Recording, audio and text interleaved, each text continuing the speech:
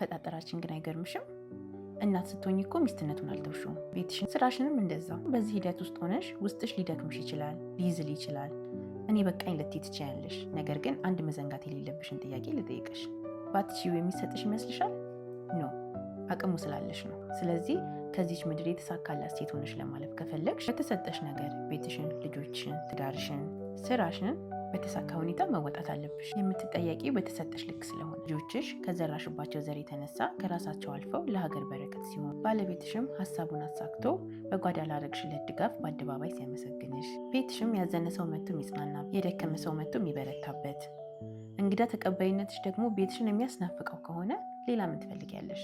መጽሐፍ ቅዱስ እኮ ብልሃተኛ ሴት ቤቷን ትሰራለች፣ ሰነፍ ሴት ግን በገዛ እጇ ታፈርሰዋለች የሚለው እኮ ያለ ምክንያት አይደለም። እያንዳንዱን ነገር በጥበብ መስራትና መገንባት ትችያለሽ። በተቃራኒውም ደግሞ በገዛ እጅሽ ማፍረስ ትችያለሽ። ምርጫው ያንቺ ነው። አቅሜን እንዴት ልጠቀመው ካልሽ ደግሞ ይህንን ጎዳና አብረን እንጓዛለን። ሻሎም